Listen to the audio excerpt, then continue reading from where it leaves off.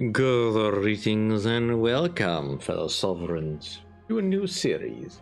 Welcome. Let's have a look at High Strategy Oradros.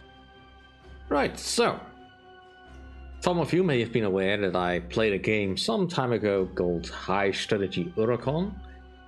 Now, the same developer has contacted me again to ask if I wanted to do a series on this game. Sure, I don't mind. So, what is High Strategy Oradros? Much in the similar vein to High Strategy Urukon, it is a grand strategy game that has been, in the words of the developer himself, it's purified to this.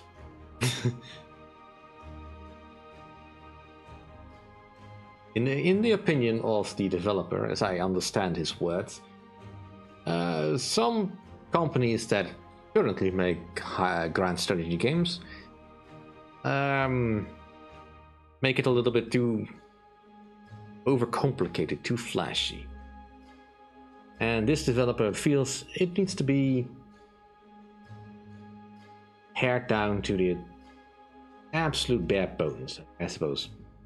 Don't let that fool you with how the game looks or anything. That's not important. As I said, he calls it a purification of the genre, not a simplification of the genre, definitely not. Do not mistake this game for being simple. It is absolutely not. So, new game starts, and you pick where you start. It gives you an assessment of how difficult a particular area is, as for its goals. Right, so the world is a low fantasy setting, as far as I understand it. Some of the lore aspects will probably go over my head a little bit because, well, you have to play in order to find out what is actually going on. Like, for instance, let's pick Clastos here, for instance. So my goal with this series is just to go through a couple of starting positions, going from easy to, well, I guess the hardest difficulty is nuts. And we'll see how far we can get. We'll start with Clastos. Originally a Modian kingdom that sprawled into a regional power under the watchful gaze of its priesthood of Oron, eventually outgrew its ability to control its subjects. Faced with the prospect of becoming the sacrifice at once ritual, the king became an inspired lawgiver. He enacted sweeping reforms that granted all major groups in the realm rotating positions of power in the royal administration. Alright, so we have a campaign deadline of 300 turns. That's fair enough.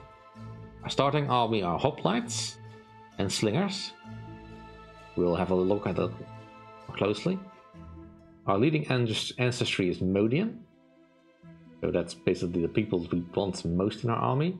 Leading sect, or religion in this case, you could call it, the Flower Pantheon. Extended family of nature spirits who inhabit certain large coniferous flowers. Yeah, there's some weird stuff in this world, but for the most part, you'll have to imagine it, which is also kind of interesting. We'll just leave it sandbox mode off, and we don't. I'll be your tutorial for this, but I do recommend, if you play this game, to start with the tutorial on, because some of the concepts need a little bit of explanation. Alright, so we start here. You get one action per turn. Any one action you can afford. Currently, we have none of our goals. Basically, the point is to capture 5 cities that are marked with these star symbols. How we're going to get there, that's our problem. But it is something we can do. This is our income per turn. The total income we have right now and the income per turn. Our total population and the growth is per turn. And what turn we are on. Now, and here's a very number of actions we can perform. We can attack a place. It'll tell us how many soldiers we'll need.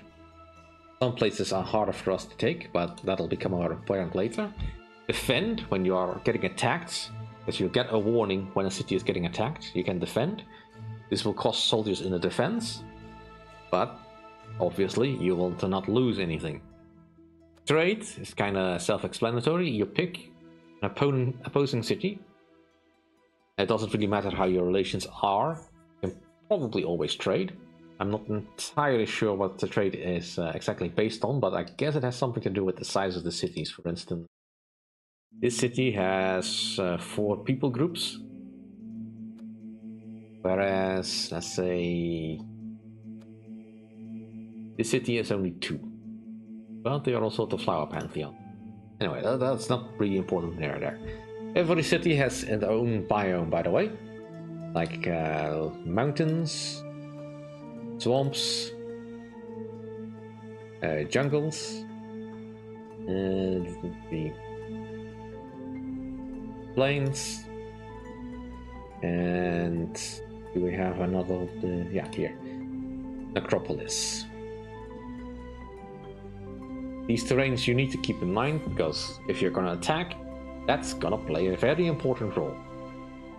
Anyway, spy.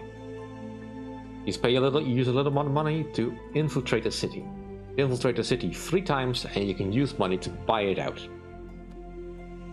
This does not work on capital cities as far as I know. Conscript. You'll randomly conscript one of the populations in a particular city in order to quickly get some soldiers. This can be also useful if you use it in combination with the displace power, and then use a conscript. You'll conscript the least happy people in that city, giving you an option for some localized cleansing of unwanted peoples. But that's entirely up to you. Fortify. Basically, you can make a city stronger for a little bit of time, so that it will become much more expensive in order to attack. This is up to your own discretion to see where it is necessary. Support. Now, if you put this in a city, the surrounding cities will get a discount on any of the other administrative actions that are these ones down here. Displace, this is sort of explained. This causes the people that are least happy to be encouraged to move elsewhere. Likely these are people that you have either ostracized within your empire or are unhappy for whatever other reason. Appease. This allows you to make a particular town happy. A little bit. For a while.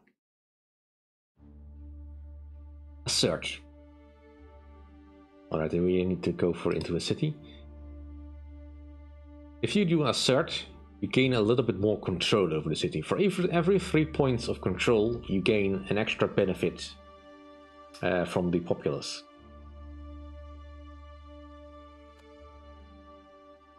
Sometimes it is very important to do some assertions. Develop. Develop allows you to push the city's population limit up a level. Like for instance, let's see. This city currently can actually not support 4 people. And so the population it cannot support will eventually either become unhappy and leave, or probably will do something else that is not really desirable. You generally do not want to have any cities that are below 0. Pass speaks for itself, do nothing. Then there's these buttons here. Diplomacy. So, we currently are friendly with Predecessor. We don't know what their army strength is. We are cautious with the Crimson Precipice. We are friendly with the Sand Carvers. And we are cautious with the Ephemeral Court. Let's see, the top one I believe is their stance, the bottom is our stance. If you're friendly with someone, you'll gain more wealth per trade. Yes. If you're defensive against them, then You gain a terrain bonus, I guess. Defense against the stances attacks. Any terrain penalties of their armies are reduced by up to 50%. So it can be useful if you're being attacked by someone, but you're not ready to attack back. Aggressive.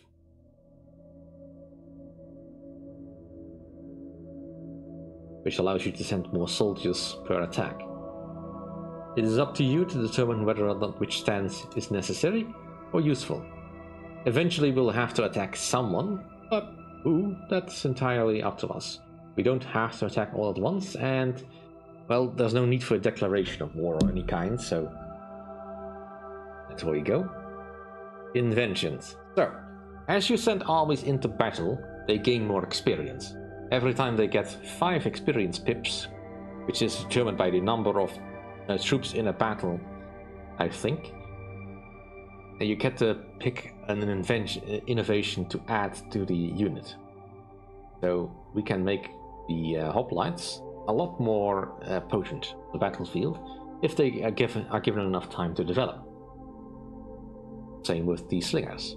There are some creatures that you cannot improve.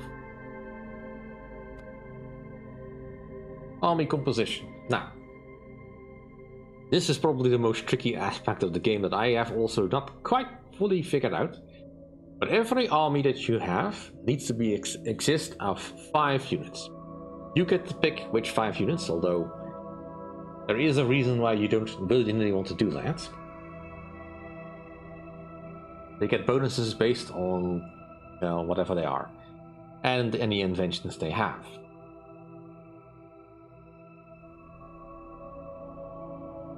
So, right now, my army is mostly hoplites and slingers, which makes them expert at mountains and deserts. Deserts is also a terrain type that we have, but I couldn't find an example of that. And we are okay in the plains. If you have to fight in jungles, necropolises or swamps, we are basically boned against unless the opposing army is just as bad. Now, I do have access to other unit types, but if I switch, then I will gain a penalty to it. Basically, the bonuses will not start counting until the penalty has gone away, because the army needs to retrain their fighting style, because, you know, it's totally different. So, it's recommended. I recommend you don't change every time you find a problem, especially since you do want to occasionally, you know, train your troops to be better at what they're doing. But suppose we are just stuck fighting people in jungles, maybe it would be a good idea to add some of these greater tyrants. For now, I'll leave this as it is because it's not really necessary for me to change things.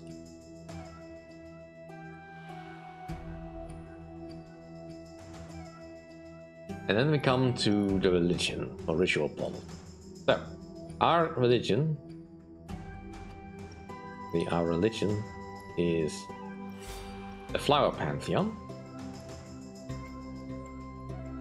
which has the sects Wild Witches, Living Piercings, and Life Burial. We have all 3 of these active, so everyone that is of the flower pantheon will be automatically quite happy with us. We also have some people with other ancestries in here, and other sects may not be so happy. Now obviously we want to have the Modians to be the most happy because they are the biggest population sector, but there's also, for instance, the Aksavi, the Colotrian, the Airbid, the Vagabond tribes, Godlings, and the Dazanek. They're happy, they will share their customary units with us, perhaps, or not. I'm not entirely sure what it's based on, but in total you then will generally want more population anyway. So, basically, now, in order to promote a particular practice, you must also suppress an opposing practice, or a different practice. It doesn't need to be opposing per se. Like for instance, we suppress all immolation or inscriptions of power and the ancestor altars, while we promote all the things that we like. Suppose that your entire composition of your population changes and a new sect becomes more powerful, you may need to change this. Or, for instance, if you have a secondary sect that is quite useful, you might want to make sure that you don't suppress any of their rituals in order to make them happy. Let's see, and this is just settings. We don't need to talk about those. So yeah, I think that pretty much covers everything. Let us begin. Alright, so where is the desert? What does that look like again? This is a desert. That vaguely looks like a sun. Yeah, I played around a little bit in the demo because I didn't want to spoil this game too much for me.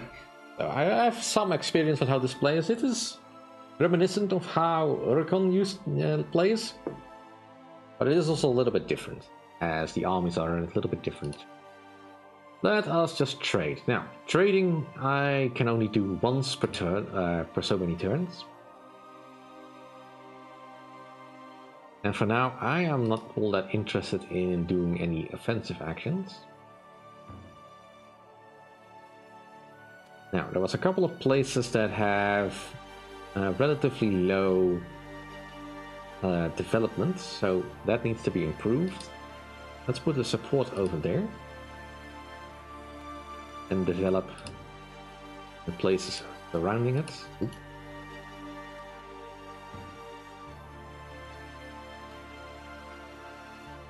Our capital, of course. Capital is probably the safest place to invest. Right, let's get at least one extra development level so that these towns will grow. And I'm out of money. Do a bit of trading again.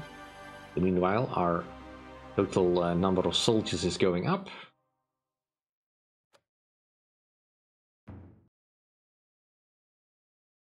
Now,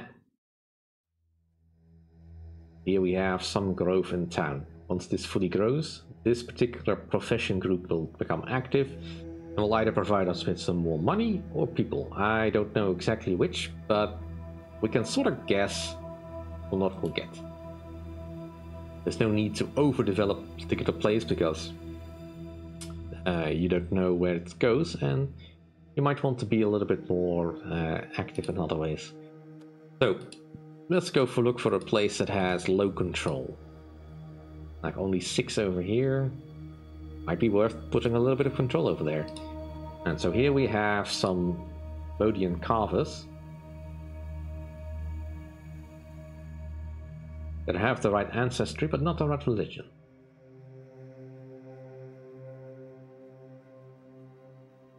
It already gives a bit of bonus control. Right, let's see if there's anywhere that has low control. There's only 5 over here.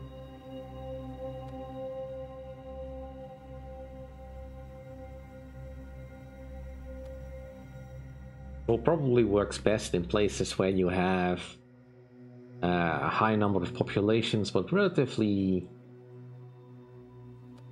low. Let's do some control here.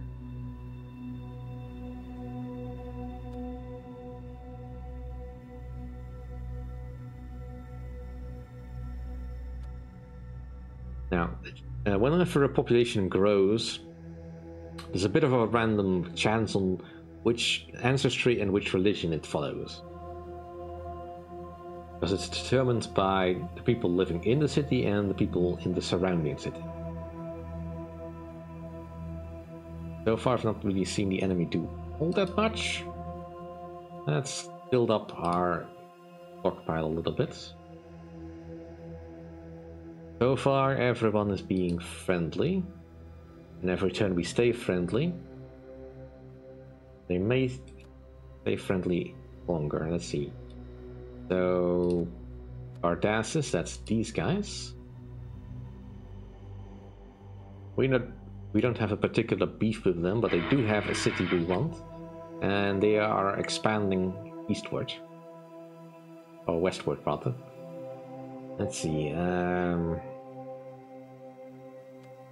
Crimson Precipice. That's these guys. It looks like they don't have that many armies. They're being attacked. Well, they don't have anything we want necessarily, so fine. Don't have anywhere really to expand. But these guys are relatively our group. So let's attack this city. And we're being attacked by the Crimson Precipice.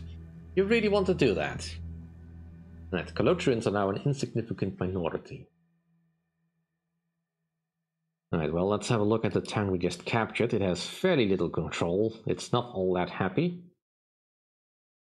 And it will not grow because it's currently underdeveloped. But I can't worry about that right now. I need to defend. Luckily, we are only attacked in one place. Alright, so we have a stockpile of soldiers. We should be able to defend this. We're not great on swampy terrain, but... And they broke through. The Escavers are now aggressive. Lassimia are now cautious. Slingers no longer available. Airbid now insignificant minority. Alright, so... I need to change my composition.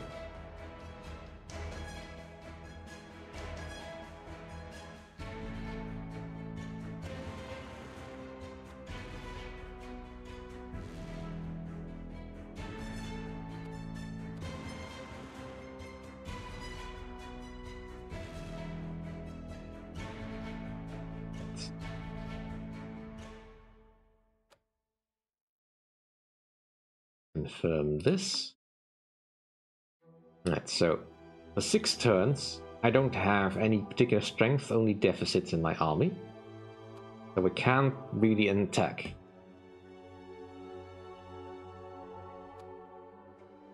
Right. Can I spy? I failed, huh? Also a piece over here.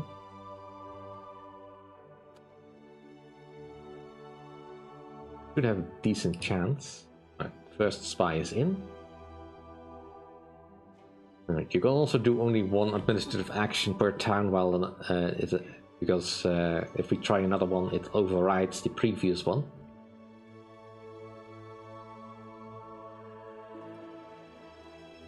I need more money.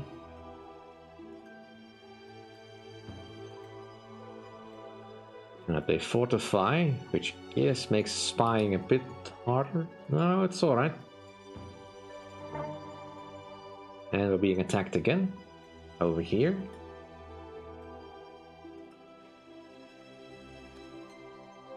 And right. They did damage our development, that's fine for now. Right, so the ephemeral court is no longer friendly. Right, so the top one suggests... Right, so the top one is what they are to us. Right.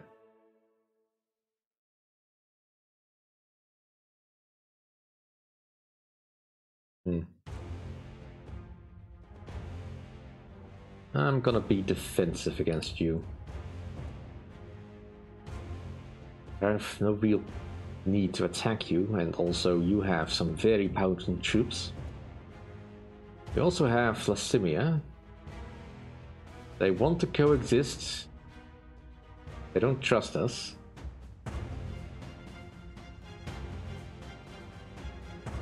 Let's be cautious with them. Okay, the Sandcarvers do not want to coexist anymore.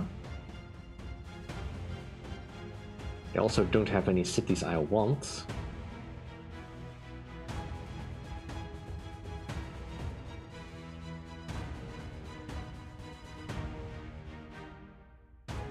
Alright, let's be defensive against them. For now, they're not really my problem.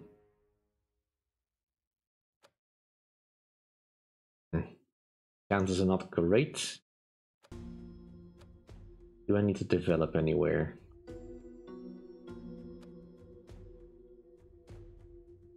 See if I cannot do more assertions. Right, so the control is quite low here.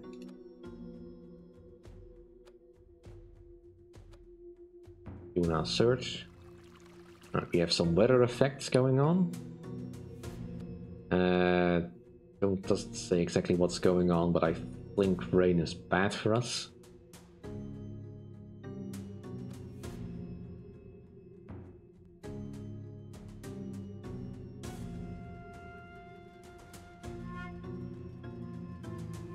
Right, happiness is great over here. Can I do a develop? A develop is something that is probably less interfering in stuff. These guys are still growing. I would really like my town back though.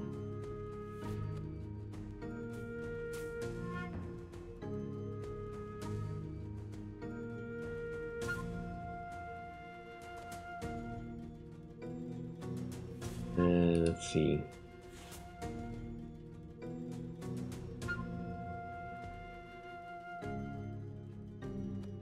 Ecologians. I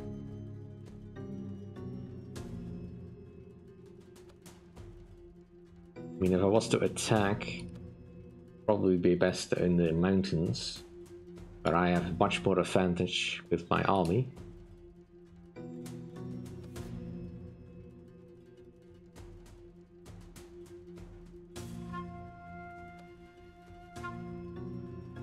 Having a spy in here does help my army a little bit, but obviously it's gonna take quite a bit to attack there.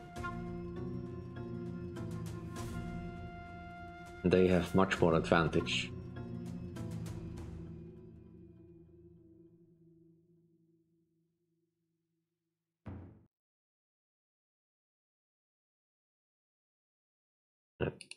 So they did not come out that well.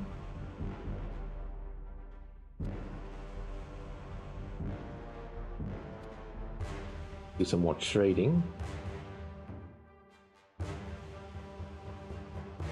Right, so they conscripted.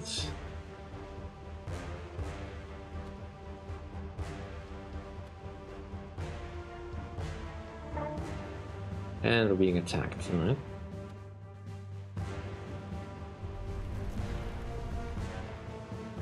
Yeah, having tyrants in your army is generally a little bit dangerous. But they are so strong.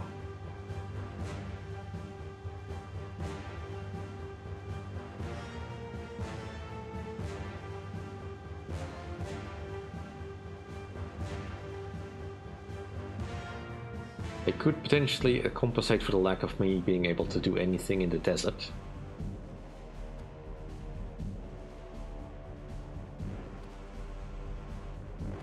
Besides which, probably be focusing on directions where I can actually do something.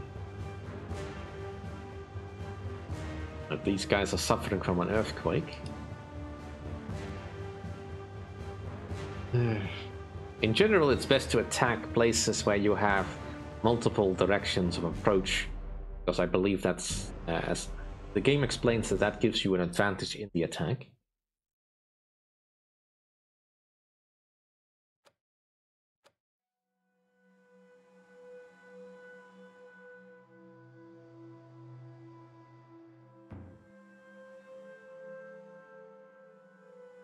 They defended, lost some populations. And it removed my spy, but that's fine. I don't think they have population necessary to defend against that for very long. Sand carvers look like they are being weak. Don't really have populations that would help me though. There is some flower pantheon here. In any case, I'll cut it off here. Once I added a little bit of gameplay to this. And see you all next time. If you enjoy my content, please rate, comment, and subscribe, and I'll see you all then. Bye.